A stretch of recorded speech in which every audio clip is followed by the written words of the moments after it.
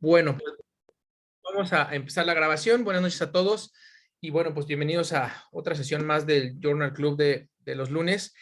El día de hoy, bueno, como estábamos platicando ahorita fuera de cámara, le toca presentar a la doctora Majo Pagán. Déjame decirte, Juan Domingo, que Majo es de nuestras rockstar en el Journal porque siempre que presenta siempre es muy interesante. Todo el mundo nos felicita por este tipo de pláticas que nos da, pero sobre todo por el trabajo que están haciendo ustedes por allá en Puebla con estos niños con cardiopatías congénitas. Entonces, nuevamente, Majo, muchísimas gracias por presentar el día de hoy. Es un tema, también me da mucho gusto que involucra ahora la parte de cirugía pediátrica. Sabes que la mayoría de los cirujanos somos cirujanos pediatras, entonces siempre va a ser un tema interesante, pero que ahora más también engloba la parte de las cardiopatías congénitas. Entonces, les cedo la palabra. Muchas gracias por presentar el día de hoy.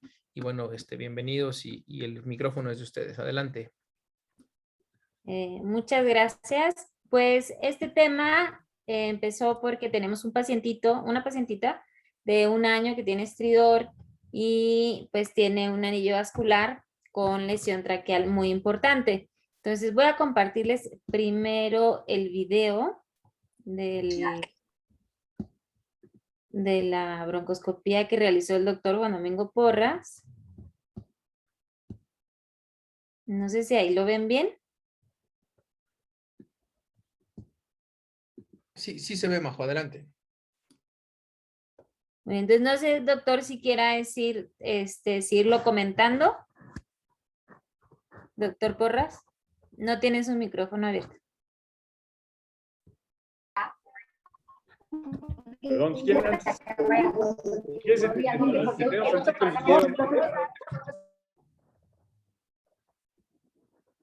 Si lo tenemos antes.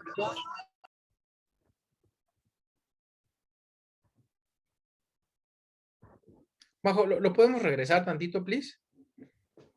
Sí. Sí, si quieres lo detenemos tantito, Majo. Nada más para platicarles el caso. Sí, ¿Tú tienes los datos clínicos? nada más sé que tiene 1 año, 2 meses y que empezó con estridor y que bueno, se hace el diagnóstico y se hace la broncoscopía y se para, porque ya iba para la corrección, ya estaba casi todo preparado para para la corrección del anillo vascular. Entonces, por protocolo se hace la broncoscopía previa y se decide que no por la extensión tan amplia de la estenosis traqueal que tiene, que tengo las imágenes que me mandó. Así es. El resumen es muy simple. Es una nena de 1 año, 2 meses, que empezó con estridor bifásico desde la etapa neonatal.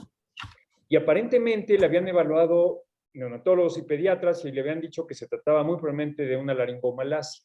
La cosa es que no se modificaba el estridor con la posición y continuaba con esas características y a ratos cuando tenía una gripita y demás se ponía más insuficiente la nena. Nosotros la vimos hace un par de meses en la consulta externa de cirugía, la programamos para hacerle una laringoscopía con traqueobroncoscopía. Generalmente a estos niños les hacemos inicialmente una laringoscopía flexible y dependiendo de los hallazgos nos pasamos de inmediato a hacer una endoscopía rígida donde tenemos una mejor calidad de imagen para poder identificar el problema. La habíamos manejado como ambulatorio porque la niña no tenía una gran dificultad respiratoria y un fin de semana se le puso grave a la niña, a la mamá. Se puso con cianosis, aparentemente tuvo un episodio como si hubiera sido un paro respiratorio, no llegó a paro cardíaco, pero sí un paro respiratorio y la llevó de inmediato a urgencias del hospital. En el hospital, creo que fue en mi última semana de vacaciones, ahora cuando me iba a ir a Argentina, estaba yo de vacaciones, me iba yo a ir a Argentina, la vio Hugo Cabrera y decidió hacerle una tomografía, ya recuperó a la niña porque se recuperó espontáneamente, no necesitaron ni intubarla ni nada, sino se recuperó espontáneamente. Le hicieron una tomografía y angiotomografía y encontraron el anillo vascular. Y entonces, por el episodio tan crítico que había tenido la paciente, decidieron pasarla a quirófano Y cuando se enteraron de que ya no me había ido a Argentina, les dije, pues órale, voy, por supuesto que participo y le hago la endoscopía a la nena. Y entonces, teniendo ya todo listo, porque Hugo estaba listo para operar a esta nena, es que le hicimos la endoscopía. No sé si tienes las imágenes previas, Majo, donde es que tengo 4 videos, pero son muy pesados, no se los pude enviar a Majo. Son de más de 400 megas. Pero en las imágenes se ve una supraglotis completamente normal. Ahí está. Aquí, arriba a la izquierda, ven ustedes cómo se ven los aritenoides perfectamente bien formaditos. Una epiglotis que no se mete para nada a la región supraglótica, o sea, para pensar en una laringomalacia, pues obviamente no, esto no se trata de eso. Ven ustedes cómo se ven las cuerdas vocales, adelante de la conmoción anterior y posterior completamente permeables. El tercio proximal de la tráquea se ven los semianillos bien formados e incluso una protrusión muy leve, menos del 10% de la luz traqueal, de la pars membranosa de la tráquea. Sin embargo, al llegar al tercio medio de la tráquea, me llamaba la atención, esto es con el broncoscopio flexible, por eso se ve la calidad de imagen así media pixeleada, y pues es por el endoscopio que tenemos en el hospital, es lo que tenemos, pero bueno, nos sirve bastante para darnos una idea. Como llegando al tercio medio de la tráquea, no puedo yo avanzar el endoscopio de 3.8 milímetros. Y aparentemente se ven anillos completamente redondos, formados en toda la circunferencia traqueal, de la mitad de la tráquea hacia adelante. Como no pude avanzar el endoscopio flexible, es que decidí cambiar la técnica al broncoscopio rígido. Con el broncoscopio rígido tenemos una lente de Hopkins de 2.8 milímetros, que bueno, le ganamos 1 milímetro en el calibre al endoscopio flexible y tenemos una mejor imagen, que es el video que estaba proyectando Majo. Ahora sí, pásanos el video, ¿no? Todo esto fue sin intubar a la nena. Fue con respiración espontánea. Yo podía ver cómo se contrae. Aquí podemos ver abajo la pars membranosa.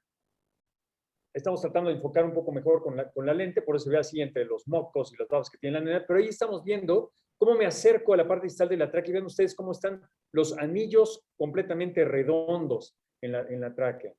Y disminuida la luz traqueal, y por más que trato de avanzar, no llego a la zona de la carina. Esto significa pues, que es una estrechez larga de la tráquea menor a 2.8 milímetros. Una niña de 1 año y 2 meses, ¿no? Ahí se ven, vean ustedes qué bonito, se ve el anillo completamente formado de la tráquea. Ahí está, perfecto, ahí está el diagnóstico, ¿no? Y vean ustedes cómo en ninguna porción traqueal, estamos llegando al nivel de las cuerdas, en ninguna porción traqueal se ve que haya compresión vascular, se ve que esté ahí latiendo y comprimiendo externamente la tráquea, ¿no? Entonces, pues aquí claramente el anillo vascular es una malformación asociada donde el problema fundamental es el diámetro traqueal. Para esto decidimos hacer una tomografía con reconstrucción tridimensional. Ahí ven ustedes la reconstrucción 3D. Nuestro radiólogo pediatra que se entrenó con Pili Díez allá en el Infantil de México nos prometió una imagen mucho más bonita que esta, pero bueno, yo me senté con él ahí a que la reconstruyera. Y vean ustedes cómo en la mitad superior de la tráquea, el diámetro máximo, donde es normal la tráquea, mide 6.7 milímetros. Donde empieza la estenosis mide 2.8, o sea, coincide con lo que yo encontré en la broncoscopía. No pude avanzar con mi endoscopio rígido de 2.8 milímetros, llegué hasta ahí y no pude ver la carina. Entonces es importantísimo tener el estudio de tomografía para poder reconstruir distalmente y tener una idea de cuál es la longitud y de qué tamaño está la tráquea. Y vean ustedes cómo prácticamente la mitad de la tráquea está completamente estrecha. La parte más estrecha mide 2.2 milímetros, una parte un poquito más ancha, 3.6 milímetros, y la longitud máxima aquí ya no aparece, pero la midió de donde empieza la estenosis a donde termina el sitio de estenosis, mide 3 centímetros. Aquí en la imagen de la derecha ven ustedes el anillo vascular y cómo está rodeada ahí la tráquea por el anillo. Entonces, desde nuestro punto de vista, pues la verdad es que lo de menos es liberar el anillo traqueal. No va a mejorar el estridor de la niña liberando el anillo traqueal. Hay que reconstruir esa tráquea. Entonces, lo que estamos planteando con el equipo de cirugía es hacer una de estas cirugías que seguramente, pues ya has participado en algunas de ellas, Charlie, con el doctor Penchina, de hacer un slide traqueal, en donde sin sacrificar un solo fragmento de la tráquea, sino haciendo cortes oblicuos, como un Benson y Nixon en una tres intestinal, pero a nivel de la tráquea, es que se amplía el diámetro traqueal y le puede uno ganar pues casi el doble del diámetro traqueal, se acorta la tráquea, sí es cierto que se acorta, pero se amplía mucho el diámetro traqueal, ¿no? La niña tiene una muy buena edad y pudiera ser pues una buena opción para la nena. Entonces, pues eso es lo que tenemos planeado, entrar muy probablemente con bomba, pues para poder trabajar cómodamente atrás del corazón y poder hacer la manipulación traqueal pues que se necesite para poder hacer la reparación y ampliar todo el diámetro traqueal. Eso es lo que yo les puedo platicar del caso así en forma resumida. Sí, entonces nosotros como anestesiólogos, pues es una bomba pues larga con dos reparaciones quirúrgicas diferentes. Una es el anillo vascular aórtico y el otro pues la reparación traqueal.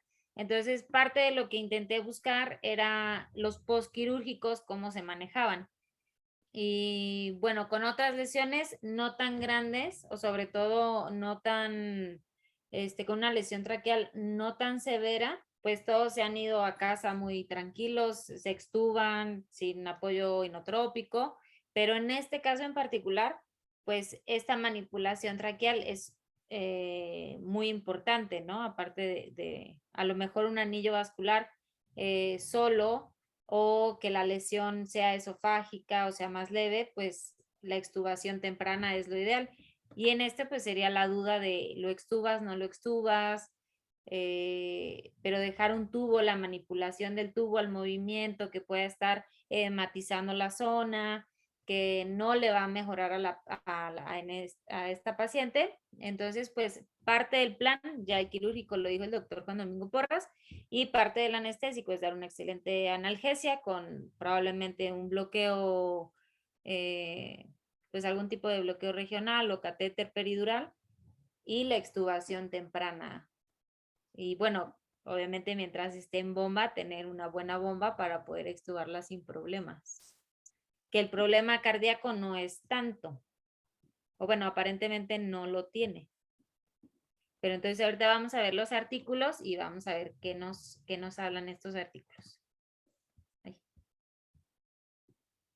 Entonces el primer artículo nos habla de la atención miocárdica en recién nacidos con traqueomalacia seguidos de anillos vasculares. Es un estudio piloto y parte de la introducción, pues las anomalías congénitas traqueales nos llevan a una obstrucción aguda o crónica que nos va a repercutir o nos va a llevar a una insuficiencia respiratoria. Entonces, los anillos vasculares son anomalías cardiovasculares congénitas poco frecuentes que rodean y comprimen total o parcialmente la tráquea y o el esófago, dando lugar a la obstrucción traqueal o la traqueomalacia. Entonces, de aquí los anillos más frecuentes son los anillos vasculares completos y el trayecto anómalo de la arteria inominada. Parte de los síntomas, estridor, sibilancia, cianosis con la alimentación, neumonías recurrentes o infecciones de vías respiratorias inferiores y la disfagia. La obstrucción crónica nos puede llevar a un aumento de la presión de la arteria pulmonar, dependiendo obviamente del grado, y la función ventricular derecha sobre todo puede verse afectada. Y el objetivo de este estudio que hacen fue la evaluación de la función miocárdica en un recién nacido recién nacidos con anillos vasculares y la obstrucción traqueal significativa en comparación con aquellos que no tienen una obstrucción significativa. Entonces, dentro de los materiales y métodos, se trata de un estudio retrospectivo de casos y controles realizado en un centro de referencia de atención terciaria con instalaciones o que tienen posibilidades de ECMO fue aprobado por su Junta Ética Institucional, así con todo lo de la ley, y se incluyeron lactantes con anillos vasculares, que se hizo el diagnóstico pre y postnatal, integrados en el centro de estudio de enero a diciembre del 2018. Se excluyeron todos los casos con anomalías congénitas asociadas graves, como o cromosomopatías, perdón, importantes, o trisomías.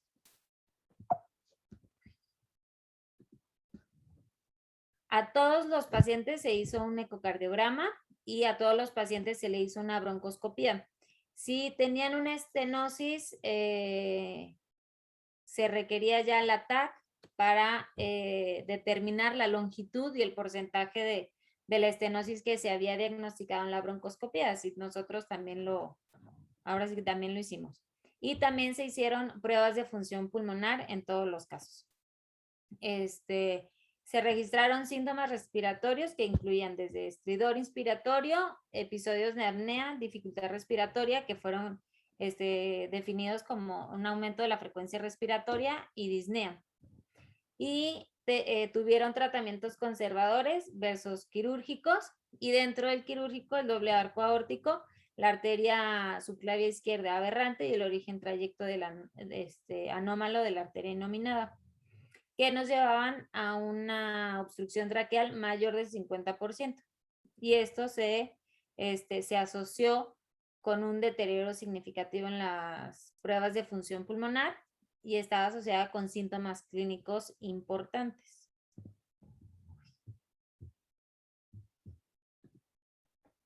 Esta es la primera tabla que ellos comentan, que son la demográfica y las características de los pacientes, la edad gestacional, el peso, que entre los dos grupos, que eran la obstrucción traqueal menor al 50% y mayor al 50%.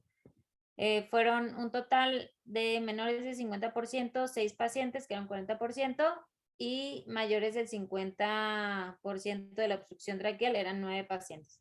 Realmente aquí no hay diferencias significativas entre la edad, peso, sexo, y también determinaron si había durante el embarazo hubo algún tipo de infección de la madre o si se asoció a tabaquismo o algún tipo de droga.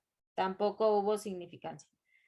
Los tipos de las lesiones de los anillos vasculares y la reparación quirúrgica.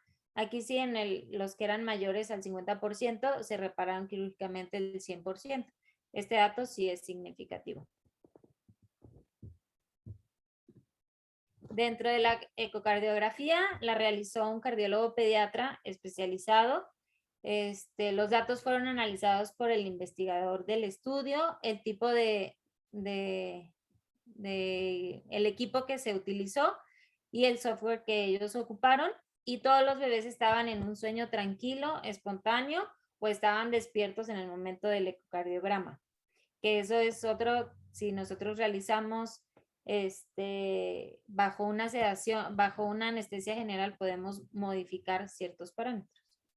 Y el análisis se realizó por alguien ajeno al estudio, entonces se puede decir que fue ciego. De aquí, en esta tabla, pues ya nos habla de los síntomas primero respiratorios, que no fueron significativos entre un grupo y el otro. La función cardíaca se evaluó por la fracción de eyección del ventrículo izquierdo y la tensión miocárdica longitudinal del ventrículo derecho y del ventrículo izquierdo.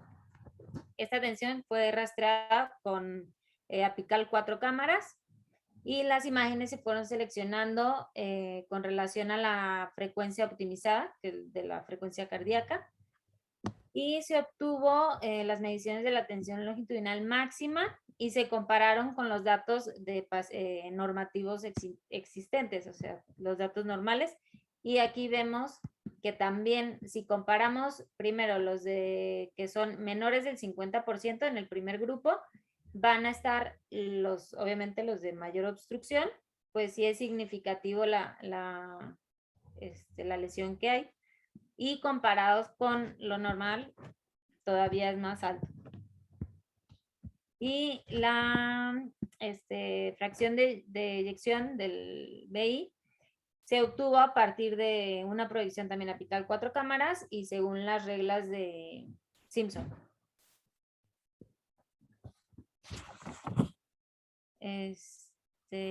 También aquí ya en para la presión pulmonar se utilizó la velocidad máxima de la regurgitación tricúspide y se utilizó para estimar la presión arterial sistólica, que en los dos casos fue menor a 25, entonces tampoco fue relevante. Y se hizo la ecuación de Bernoulli modificado para poder estimarla. Ay. Y la otra también fue, se evaluó de una forma indirecta el índice de excentricidad del BI y una evaluación del grado de desplazamiento del tabique ventricular hacia la izquierda para que este índice se calculó como la relación entre el diámetro del BI más grande paralelo al tabique y al diámetro del BI perpendicular al tabique ventricular al final de la sístole. Y dentro de las pruebas pulmonares, bueno, el volumen tidal,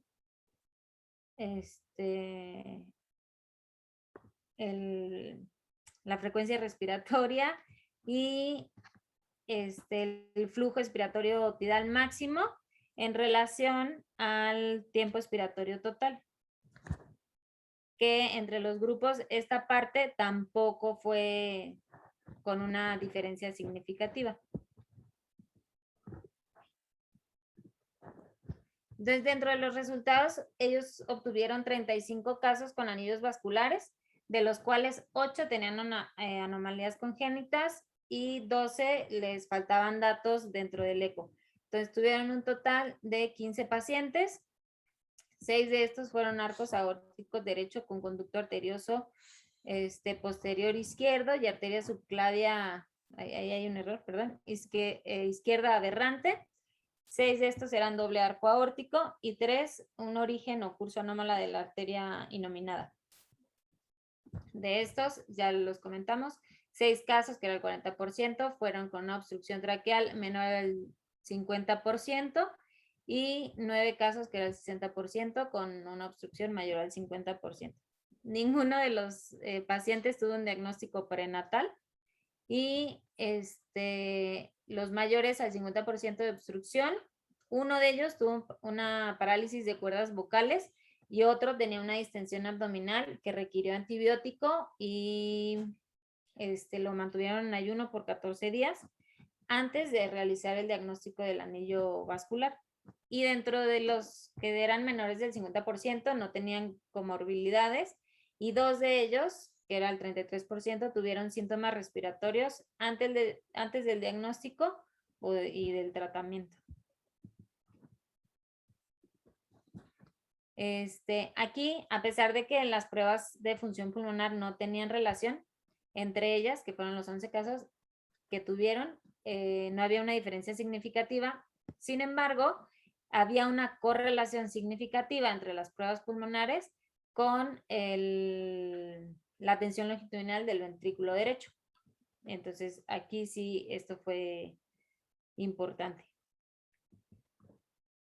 Bueno, la función miocárdica y la presión pulmonar, ambos grupos mostraron una relación significativa en comparación con los normales, ya lo habíamos comentado. Entonces, estos son los que son mayores al 50%, que se ve la afección mayor que los de menores del 50% y con los datos normales de un paciente sano. Entonces, sí se ve bastante la diferencia entre uno y otro. Y también se encontró una correlación significativa entre la fracción de eyección del BI y la tensión longitudinal del BI.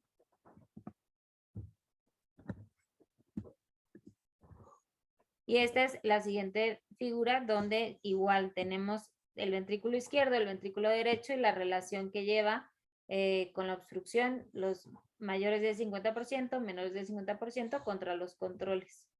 En ambas son parte de lo que ya hemos comentado.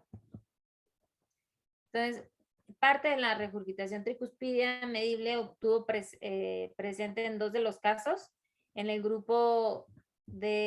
primer grupo, que era menor de 50% de obstrucción, y ninguno en el grupo de mayor. Entonces, la presión arterial estimada a partir de esta forma de medirla, de la regurgitación tricuspidia, ambos fueron en este grupo menores a 25%, era lo que los comentaba.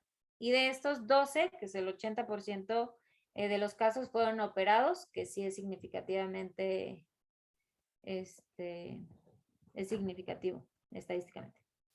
Y todos los casos respiraron espontáneamente, ninguno requirió apoyo inotrópico y todos fueron dados de alta con éxito y después de la reparación, lo que indica que la reducción de la tensión miocárdica o parte de la función miocárdica, cuando estaba presente, permaneció subclínica y no comprometió con los resultados.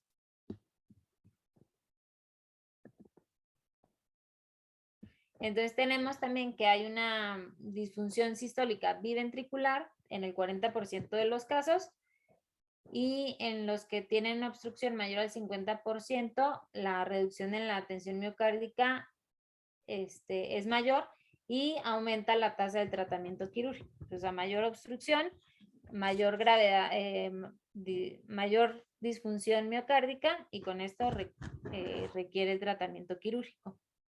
Y apoya la teoría en la que la traqueomalacia se observa típicamente cuando la luz traqueal se estrecha más del 50%. La tensión miocárdica puede representar un parámetro para la detección precoz en cambios miocárdicos y la predicción de gravedad en los casos con anillos vasculares, que no en todos los centros se hace, o más bien los casos no son tan frecuentes como para protocolizar esto. Yo creo que nosotros deberíamos también, en nuestro caso, buscar estos datos para correlacionarlos con la gravedad de nuestra paciente. Y bueno, la relación entre la disfunción ventricular y la traqueomalacia grave se explica de gran forma por episodios intermitentes de hipoxia que provocan acidosis respiratoria, y esto aumenta las resistencias vasculares pulmonares. Entonces hay un aumento de la poscarga, hay una dilatación del ventrículo derecho, con esto una hipertrofia y con esto la disfunción sistólica y diastólica. Dentro de la correlación observada de la tensión longitudinal del ventrículo derecho y las pruebas pulmonares, podemos ver que afecta la función cardíaca, en particular al ventrículo derecho. Entonces, esto lo tuvieron todos los niños. Y la disfunción secundaria del ventrículo izquierdo es por un aumento de las resistencias vasculares pulmonares, que a su vez disminuyen el flujo sanguíneo pulmonar, que hay una reducción del llenado del ventrículo izquierdo, y el mecanismo de independencia ventricular, que incluye el tabique compartido y las fibras musculares en el espacio y el espacio pericárdico. Entonces, la disfunción diastólica del VI por sí misma podría conducir a una presión venosa pulmonar elevada y resistencias vasculares pulmonares, sobre todo en los diagnósticos tardíos. Y no se observa ninguna relación significativa entre la presión de la arteria pulmonar, elevada, ya lo habíamos comentado, por la regurgitación tricuspidia, y el índice de extracción del VI y el grado de obstrucción de la vía aérea.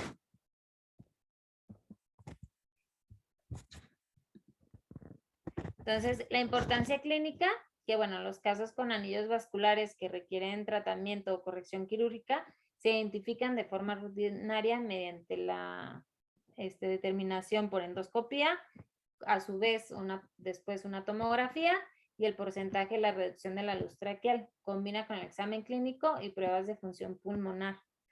El deterioro del miocardio puede ser una consecuencia de la traqueomalacia, y además que la tensión del miocardio puede ser un predictor temprano útil para la gravedad de la enfermedad, para ayudar a identificar a aquellos que pueden beneficiarse del tratamiento quirúrgico. Y la función miocárdica combinada con pruebas de función pulmonar puede ser adecuada para orientar el manejo clínico y el seguimiento de estos pacientes. Parte de las limitaciones que tuvo este estudio, pues primero que era retrospectivo, después que el ecocardiograma en relación a lo normal se hizo en otros institutos, entonces ellos solo tenían los parámetros, que podría ser parte de un sesgo, y el número de pacientes que, bueno, es limitado. Este artículo son de radiología y nos va enseñando las imágenes que nos va a representar cada patología. Igual nos habla que son raras los anillos vasculares y se correlaciona con los síntomas de dificultad tanto en la alimentación como problemas respiratorios. No voy a redondar tanto. Entonces, este es el las primeras imágenes que ellos dan, que es el doble arco aórtico. Y bueno, dentro del arco aórtico es el resultado de la persistencia del sistema del arco aórtico fetal, que incluye los 4 arcos aórticos, derecho e izquierdo, y la aorta ascendente se divide en 2 ramas que rodean la tráquea y el esófago, y luego se van hacia la izquierda para formar ya la aorta descendente. Entonces, esta anormalidad se considera un verdadero anillo vascular y produce los síntomas más graves de todos los anillos vasculares. Y dentro de los síntomas que más se ven, pues la disfagia, la dificultad respiratoria, y estos también, si no se diagnostican, o más bien si no son tan graves a nivel de la niñez, se han reportado casos de adultos con disfagia, que dentro de los estudios tiene un anillo vascular. Entonces, tenemos aquí, pues, cómo se va a ver el doble. No tiene. Entonces, aquí el paciente, aquí, en la flecha, pues se ve, ¿no? ¿Cómo se llama esto? La impresión posterior del esófago y anterior de la tráquea. Entonces aquí se ve. Y en la tomografía, pues se ve más fácil, ¿no? El arco perfecto, el doble arco aórtico. Creo que es de los más fáciles para las imágenes. De aquí, sería el segundo, que es un sling pulmonar, y se produce, o más bien se forma por la falta de la evolución del sexto arco aórtico, y en cambio aquí la arteria pulmonar izquierda surge de la arteria pulmonar derecha y atraviesa de derecha a izquierda, obvio, entre la tráquea y el esófago. Entonces así ya los síntomas clínicos están relacionados con estrechamiento, pero bronquial, principalmente el derecho, y algunas veces traqueal, pero es más así. Y estos pacientes cursan algunos con estridor o con atelectasias. Entonces los hallazgos de la imagen típicamente demuestran una impresión anterior del esófago y una impresión posterior de la tráquea, que es en bueno, ya están las flechas, ¿no? Aquí está. Aquí y de este lado también. Entonces existe una alta tasa de mortalidad sin intervención quirúrgica, y la reparación consta de separar la arteria pulmonar izquierda de la derecha y colocarla en el tronco pulmonar.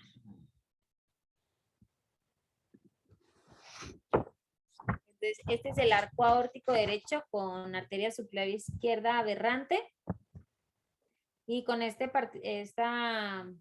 particular anomalía persiste el cuarto arco aórtico derecho con interrupción del segmento dorsal del arco aórtico izquierdo, entre la arteria carotidia izquierda y la arteria subclavia izquierda. Entonces, esta anomalía vascular es raramente da síntomas y se trata de un anillo vascular, en la mayoría de los casos, del 90% de los casos, secundaria al ligamento arterioso izquierdo. Y hay algunos tipos de arco aórtico derecho que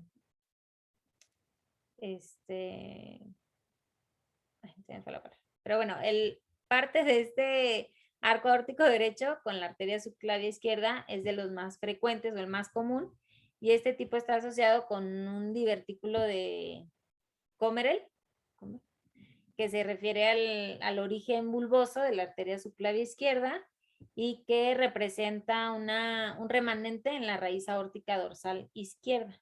Y aquí ya se ve en la radiografía, como aquí se demuestra un contorno aórtico izquierdo ausente, ¿no? Aquí. Y ya en esta parte, pues, muy evidente cómo se recarga o cómo se ve la impresión.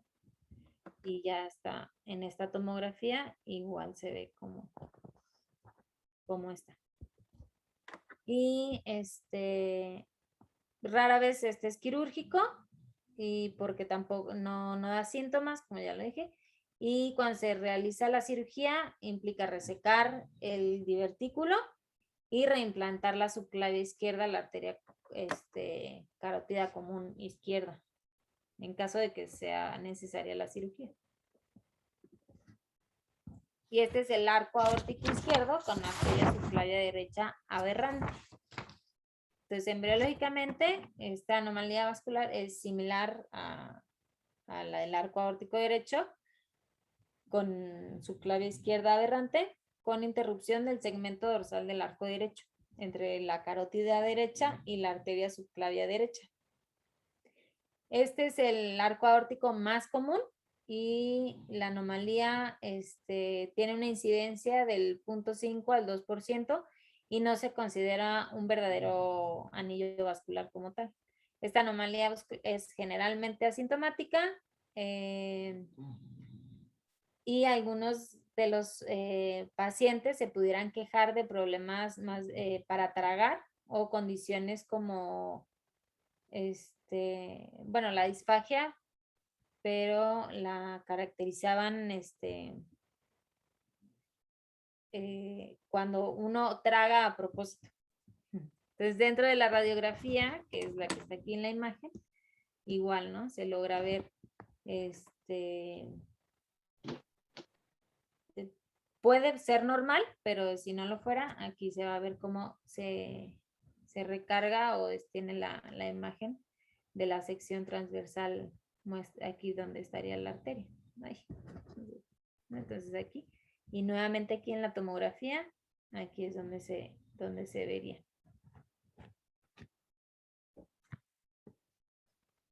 Entonces, en caso de que se fuera a realizar la cirugía, la arteria subclavia derecha aberrante se divide y se anastomosa a la arteria carotidia común derecha.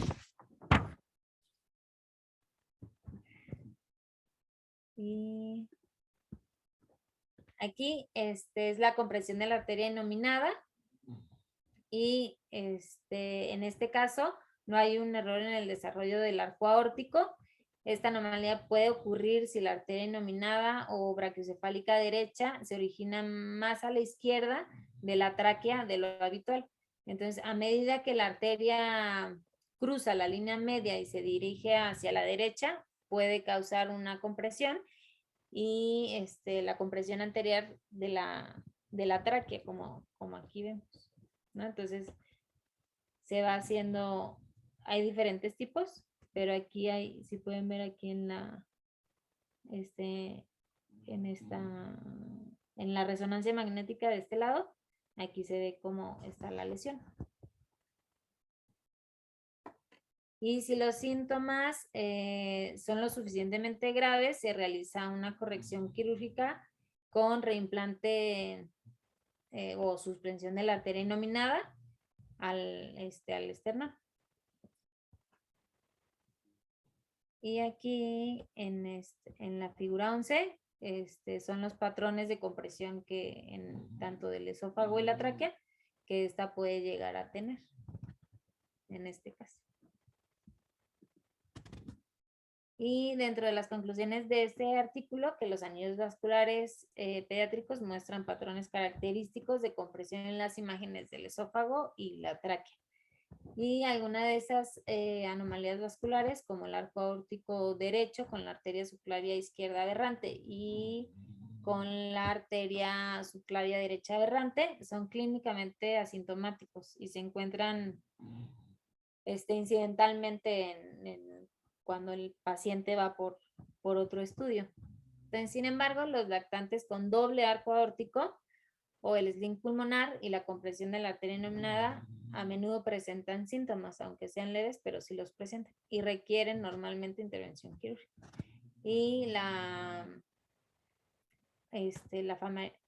familiaridad con estas entidades es importante para garantizar el diagnóstico y un tratamiento preciso. Entonces, muchas veces, pues al no pensar, o más bien como no es común, podemos pensar que son otros diagnósticos y no le damos la importancia que conlleva. Y en este último estudio, que es de un hospital en Japón, igual tenemos, aquí sí se hacen el diagnóstico prenatal, entonces se refieren de un hospital de primero o segundo nivel y se refieren a este hospital.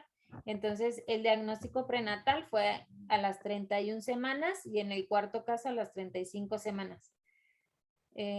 Son los diferentes tipos de ultrasonido o resonancia magnética, ecocardiograma fetal o resonancia magnética que se hicieron. Y dentro de lo más usado o lo que más ayudó para el diagnóstico es esta visualización que es de la tráquea y 3 vasos.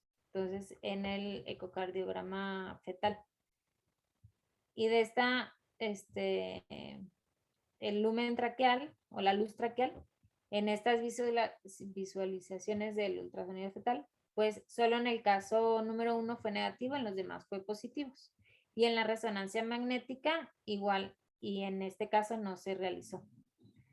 Entonces, todos los pacientes nacieron fueron de término entre la semana 39 y 41 y el peso fue el más bajo de 2 kilos 272 y el más alto 3 kilos 906.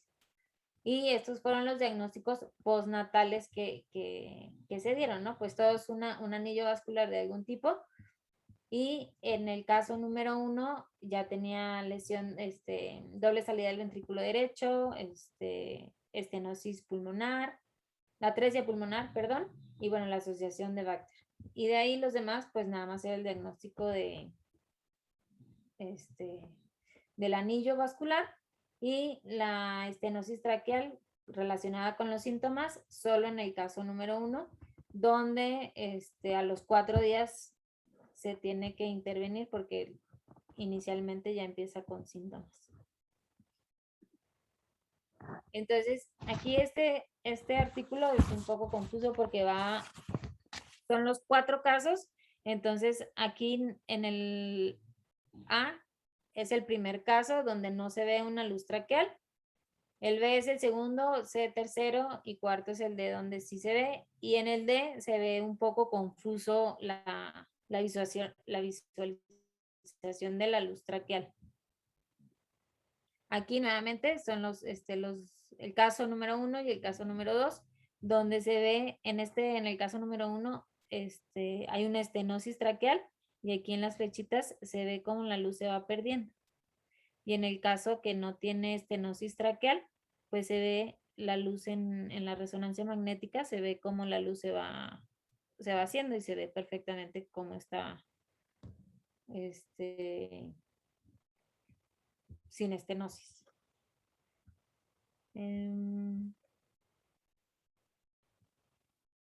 Entonces, en este caso, sí, el ecocardiograma fetal y la resonancia magnética facilitan un diagnóstico adecuado en el anillo vascular y el tratamiento oportuno después del parto.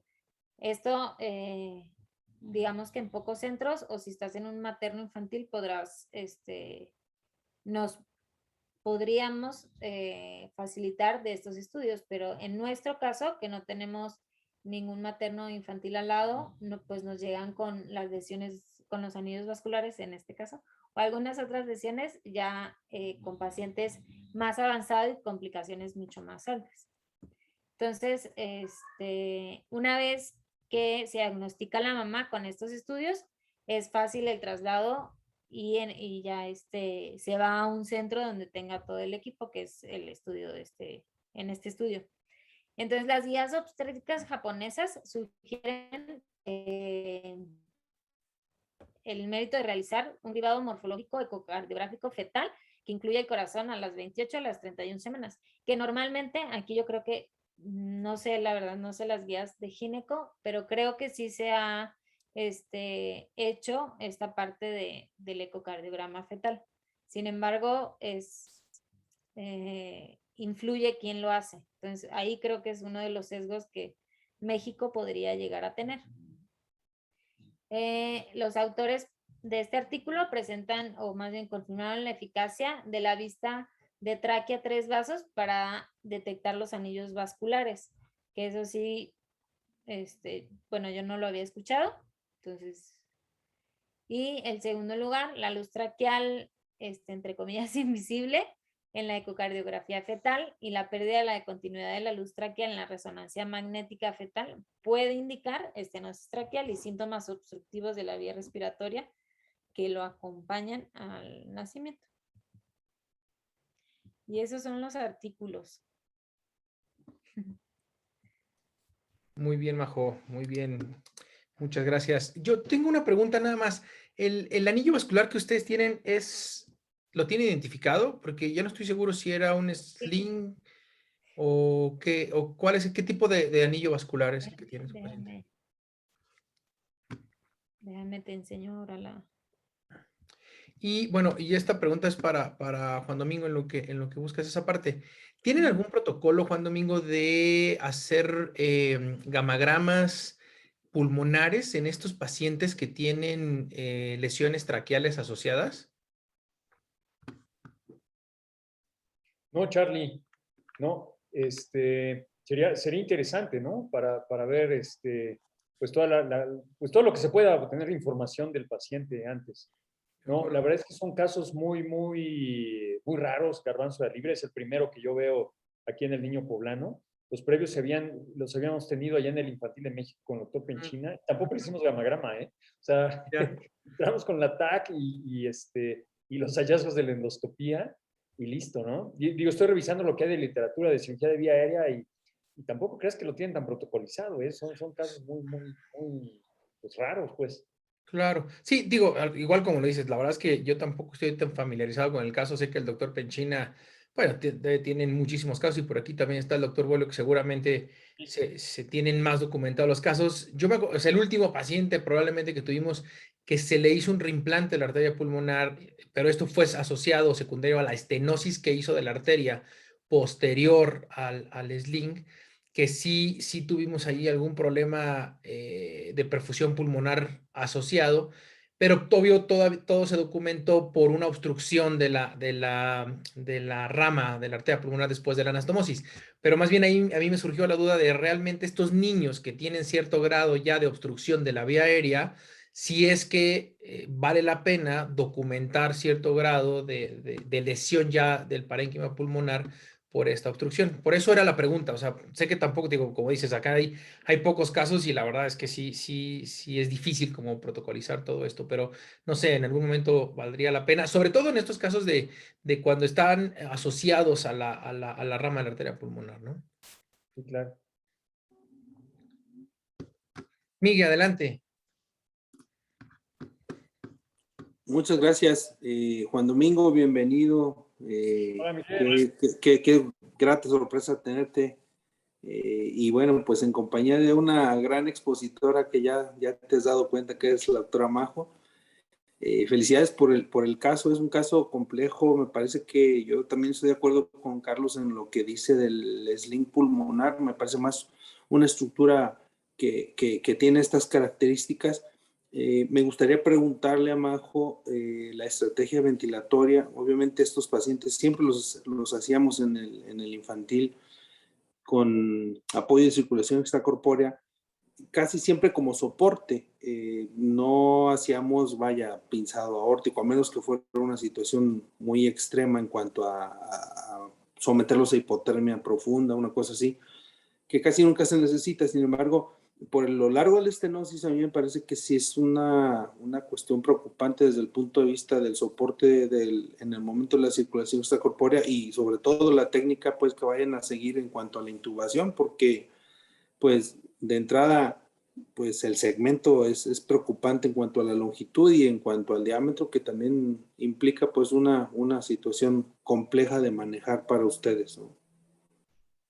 Sí, parte de estos pues manejos, creo que pues como el apoyo va a ser igual con circulación extracorpórea, pues previo al evento, pues no hay mucho porque no pasa el tubo.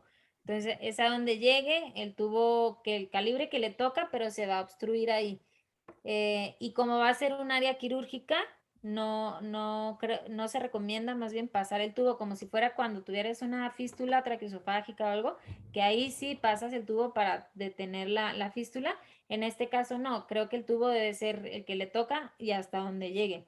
El riesgo de extubación, como el tubo va a estar más afuera y la manipulación va a estar más alta, y la ventilación tiene que ser con frecuencias altas y la presión obviamente se va a elevar, pero lo tienes que compensar con una frecuencia respiratoria alta. Y aquí tampoco recomiendan los fiodos altos porque el paciente no está acostumbrado. Entonces te da como un paso como cuando son los epocosos, que, o sea, a lo mejor el paciente no tiene una lesión pulmonar como tal, pero no está acostumbrado ni a un flujo pulmonar alto, y son retenedores de CO2 por naturaleza, como el epocoso. Entonces, barrer tanto el CO2 tampoco le va a ayudar. Neurológicamente vamos a tener deterioros y no es lo ideal. Y parte de lo que decíamos de la extubación temprana, ¿no? A pesar de que es una lesión traqueal muy extensa, pues con una buena anastomosis, o sea, confiando realmente en tu cirujano, porque sabemos a quiénes debemos extubar y a quiénes no. Entonces, confiando en eso y con una buena analgesia, porque si el paciente tiene dolor, va a hacer gemidos, o sea, va a arquear de entre llanto, dolor, hambre. Entonces, esa parte no le va a ayudar, pero con una buena analgesia y una sedación, normalmente con dexmedetomidina, y en este caso sí se beneficiaría mucho de una anestesia regional, ya sea un erector espinal bilateral o un catéter torácico, que a mí normalmente no me gustan en los cardiópatas por el riesgo de alteraciones de, de pruebas de funcionamiento de coagulación, pues.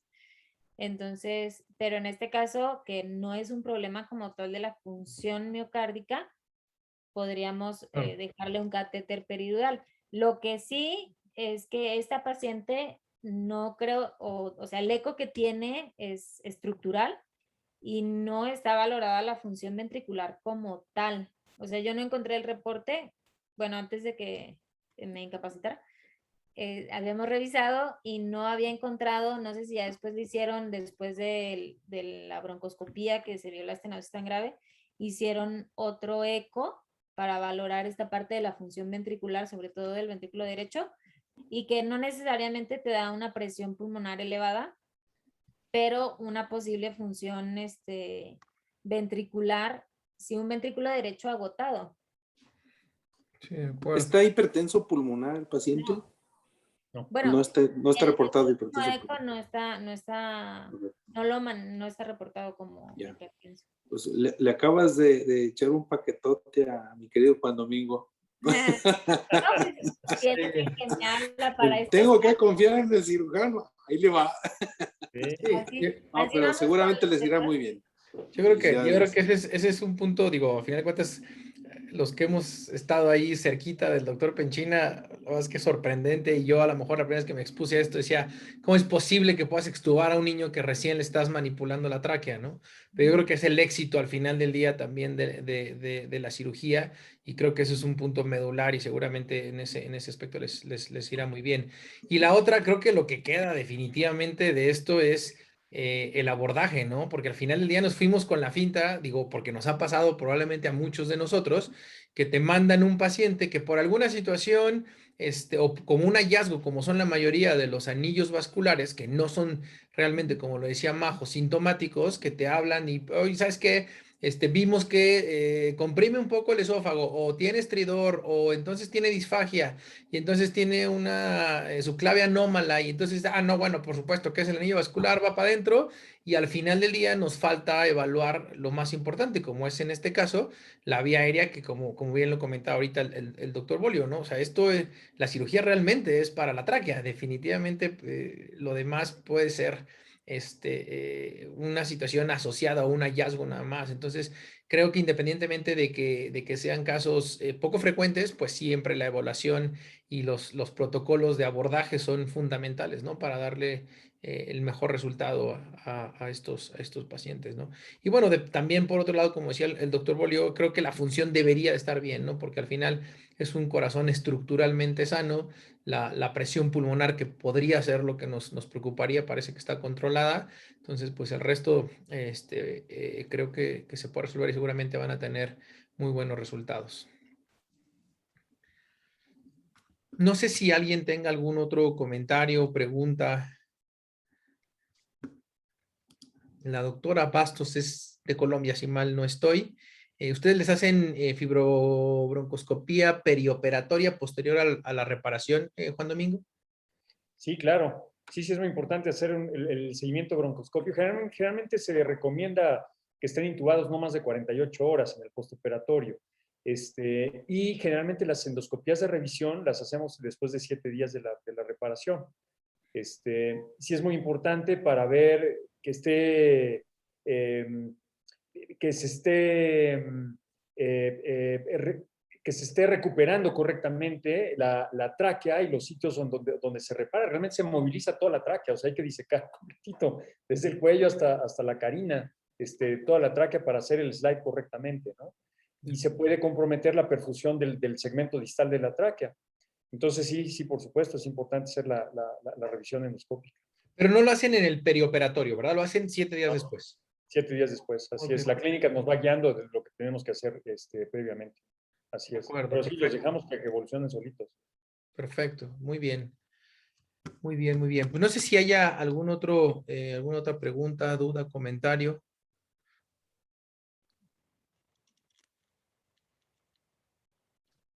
Muy bien.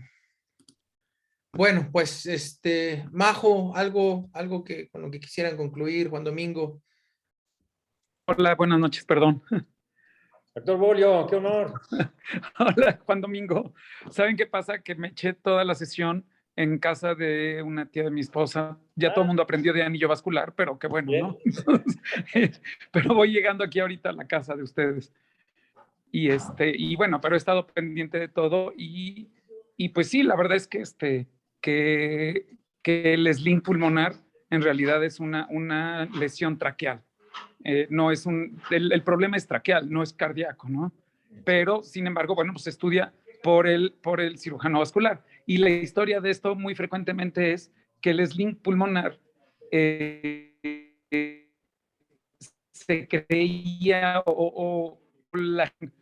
no tenemos experiencia, que no tiene experiencia, los primeros casos que uno dice, pues delibero el sling y ya se quita la obstrucción sobre la tráquea y se va a ampliar la tráquea. Pero como esto viene desde la etapa embrionaria o desde la etapa fetal, los anillos están completos y es una verdadera estenosis traqueal, donde la causa sí es el sling pulmonar, pero por la vida embrionaria, ¿no? O sea, por el desarrollo embrionario.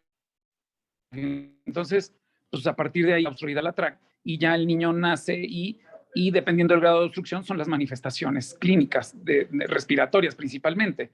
El sling pulmonar no es una cardiopatía, pues es una una anomalía vascular, pero que no produce alteración hemodinámica. Pero a fin de cuentas, el problema es la lesión traqueal. Y sí, la primera vez que yo operé uno con Jaime, a mí me dejó impresionado cómo hizo el slide traqueal. La verdad es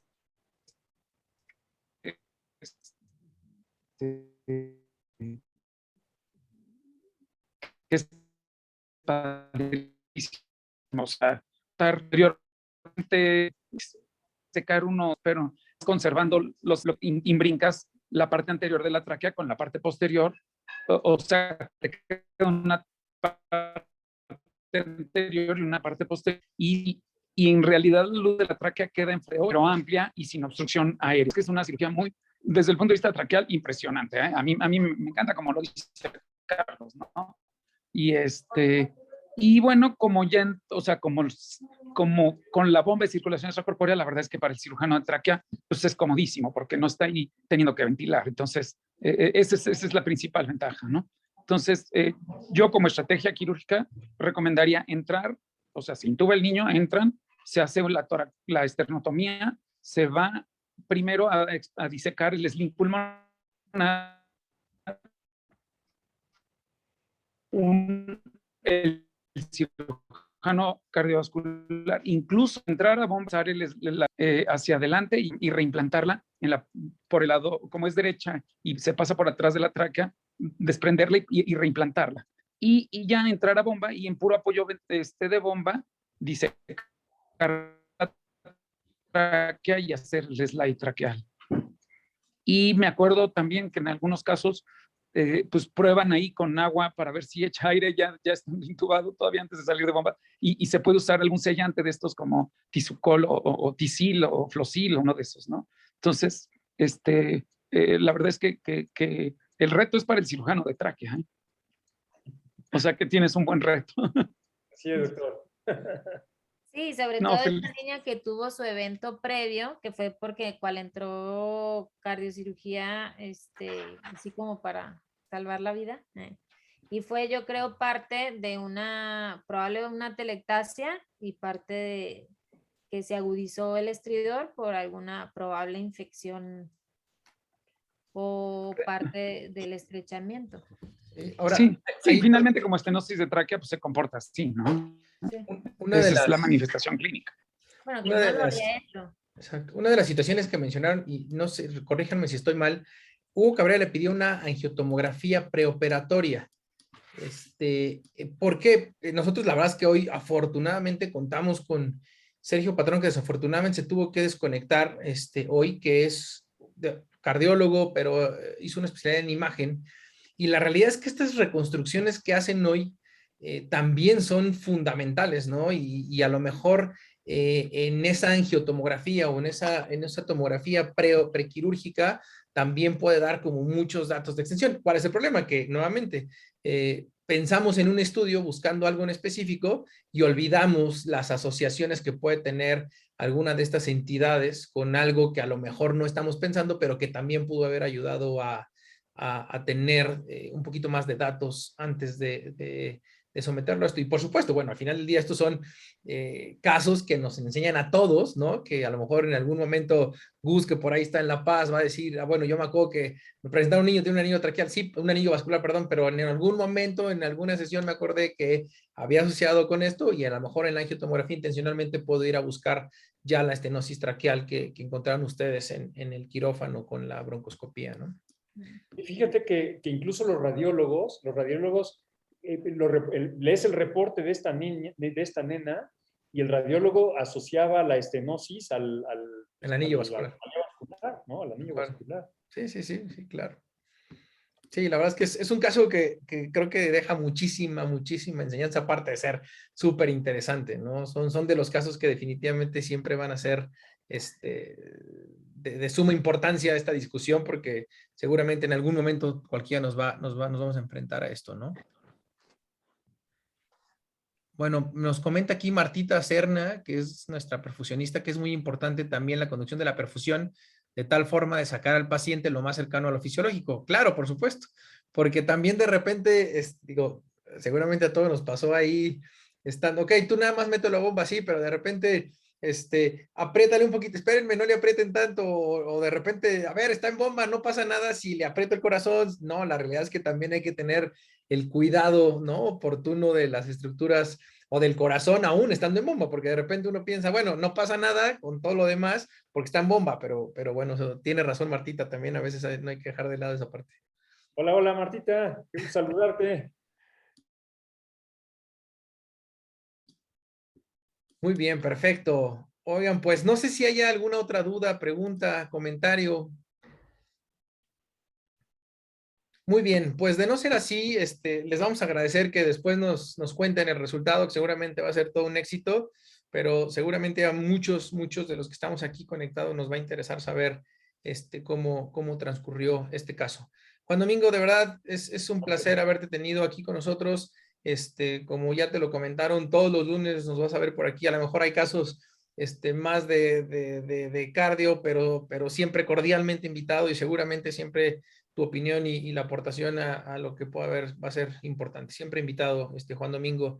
Majo, pues, ¿qué te digo? Siempre también un éxito todas tus charlas. Y les comento, la próxima semana vamos a hacer un poquitito ahí la dinámica que habíamos, os presentó alguna vez con el doctor Soriano. El doctor Miguel Medina de Guadalajara va a coordinar la sesión, va a presentar un caso de Norgut que operó. Sé que ya va a haber ahí muchos casos. Aranza en algún momento tiene mucha experiencia ahí con cirugía de Norgut, y los residentes del hospital vamos a tratar de que presenten ahí su postura, si híbrido o Norgut puede ser opción. Entonces ya les contaremos, ojalá se puedan conectar la mayoría la próxima semana. Y bueno, pues buenas noches a todos, y Juan Domingo, otra vez gracias por estar con nosotros. Gracias a ti, Charlie, gracias. Pues gracias a toda esta gran comunidad de anestesiólogos, cirujanos cardiovasculares, perfusionistas, y bueno, mi admiración siempre. Muchas gracias, Juan Domingo. No, un abrazote, Juan Domingo, qué gusto. Igualmente, doctor Borbolio. Qué padre. Felicidades por todos los éxitos. Muchas gracias.